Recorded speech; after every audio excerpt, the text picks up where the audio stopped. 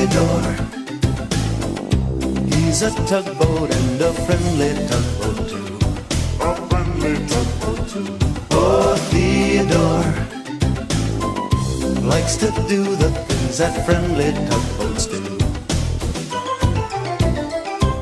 Pushing and a pulling in the great big harbor, in the great big world is so much fun. So many brand new things to discover. Waking with the sun, gotta get the job done. Oh, Theodore and Emily, Theodore, Hank and George, and the harbor master too.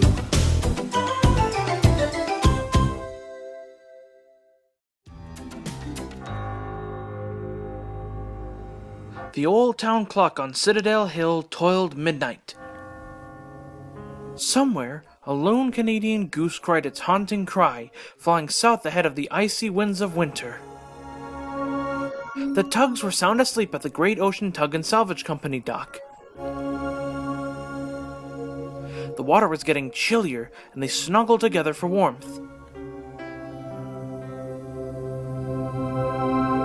Something was gurgling under the inky sea. A gurgling at first, and then it was bubbling, and from the bubbling became a foaming, which at last became a swirling and something moving towards Theodore. Closer and closer, and faster, and from the water, a sea monster! A sea monster roared up from the depthy deep.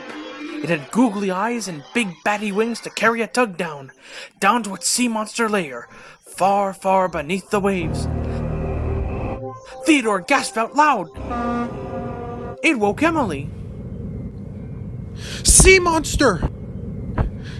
It had googly eyes and batty wings and... Emily looked around, but there was no sea monster to be seen.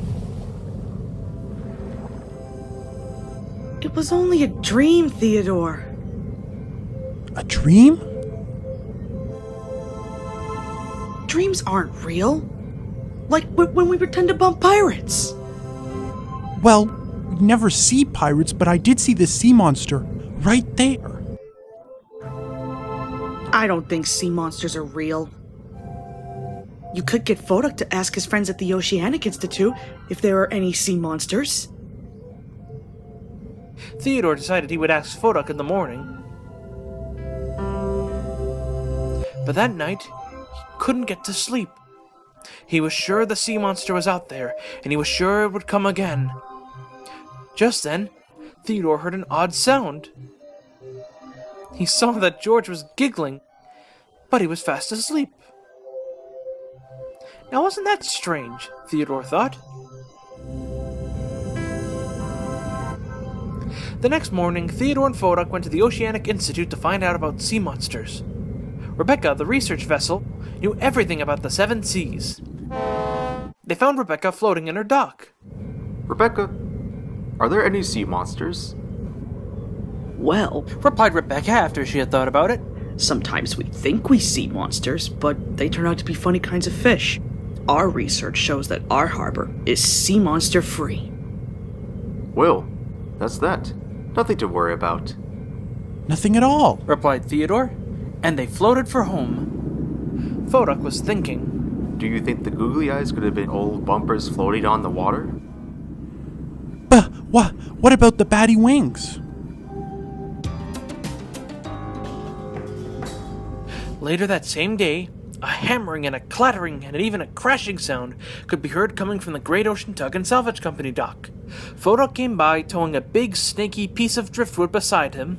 How's this? He called to Theodore, who was floating beside an old fishing net with pieces of seashells and empty tin cans, and other bits and bobs hanging from it. Theodore studied Theodore's driftwood carefully. Just what we need for our monster trap. Also, I found an old fishing net. Now that'll catch it for sure. Later, Hank appeared. He stared at Theodore's sea monster trap, because it certainly looked very impressive. What will you do when you catch the sea monster? Will you keep it, Theodore? Now that was something Theodore hadn't thought of. Having a sea monster around all the time would be terrible. Sea monsters are quite clever. So it won't actually come into the trap, but it will scare it away.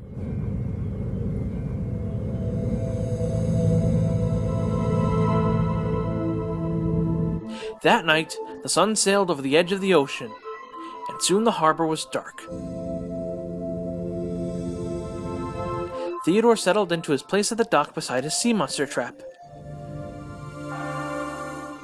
At midnight, the hour of deepest darkness, there came a gurgling sound from the very deepest, darkest depths of the harbor. First a gurgling, and then a bubbling, and finally a foaming was seen.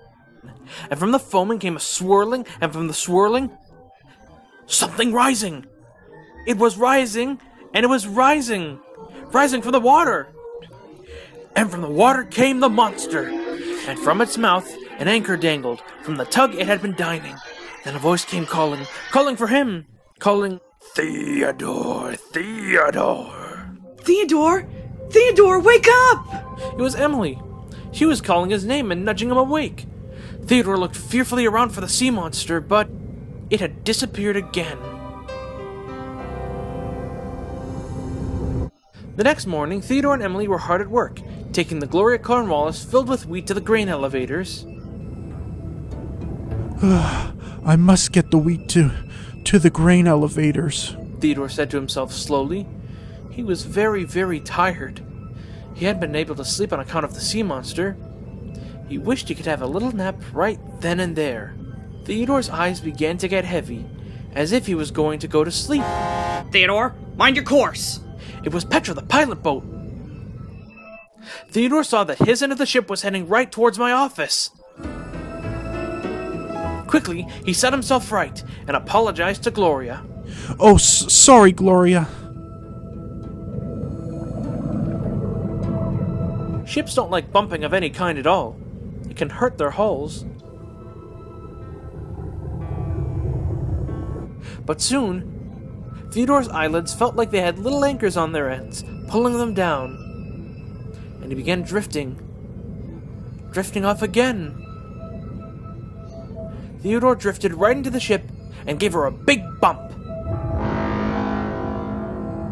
Oh, sorry, Gloria.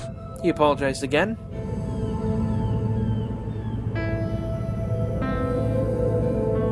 After they had finished moving the ship, Petra called Theodore aside. Theodore? Are you feeling well? Yes? Theodore didn't want to worry everyone about sea monsters. Maybe you had better return to your dock. Well, Theodore didn't know what to say. He had been tugging so well lately, and was almost thinking he could go into the ocean one day and see the world.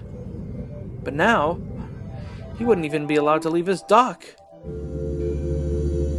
Emily stared sadly at her friend. She knew what was really the matter, but what could she do? Theodore floated silently in his dock. Soon it would be night. And he knew that soon after, the sea monster would come. Emily knew that old sea monster was just a bad dream, but Theodore didn't. I've a great idea. I'll stay awake tonight and watch with you to see if it comes.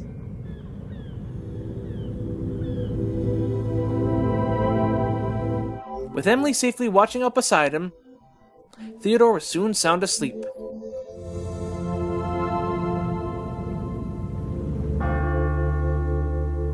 But as the old town clock tolled midnight, Emily grew sleepy, and by the last toll of midnight, she was snoring.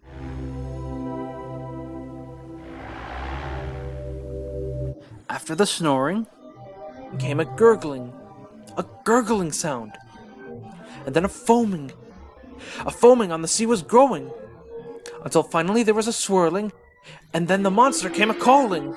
Its eyes were as wide as whale pies, and had a long, green, gobby tail, which was really the scariest sight of all. Theodore blasted his horn. The blast woke up Emily. Sea monster! Didn't you see it? But Emily had to admit that she'd fallen asleep. I may as well move to another harbor because I'll never sleep here again. And that means I'll never get to work out on the ocean.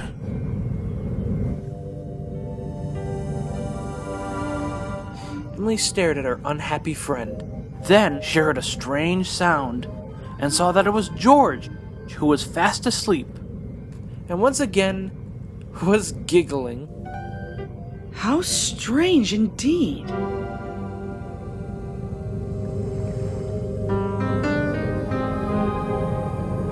The next morning, all the tugs were sending off to work. All the tugs but one. Theodore is feeling very sleepy and sad and left out. Don't worry about me. I'll just stay here in my dock forever. Emily, who had been thinking and thinking some more about something, turned to George and said, George, why were you giggling in your sleep last night? I was? said George, quite surprised. Oh, that was the waltzing sugar plum harbor fairies. Every night they come and dance around the dock. They're funny. Suddenly, Emily had a great idea, even greater than her last one. She turned to Theodore and said, Theodore, you and I will stay awake tonight together and see what happens. And this time, I promise, I won't go to sleep. Well, that night, Theodore decided he would try Emily's idea, even though he wasn't completely sure what it was. He stayed awake with Emily to see what would happen. The old town clock was ticking and ticking, and soon enough it would be a toll of midnight. And sure enough, George was giggling. It looks like George's fairies have come. Theodore looked and looked, but he couldn't see any waltzing sugar plum harbor fairies. Not one. He was certain they would come because George said he saw them, and George always told the truth. So he kept on looking, but after a really good look, he said, I don't see any fairies. But George does? Then Theodore knew. He knew that George's fairies would not come that night, and he knew something else. Something that made him feel much, much better. He knew his sea monster wouldn't come either. It was just a dream too, just like Emily had said. Sweet dreams, Theodore, Said Emily with a smile in her voice. Theodore was already fast asleep. He was so tired of not having slept in days and days. Soon he was snoring. And after the snoring, there came a giggling.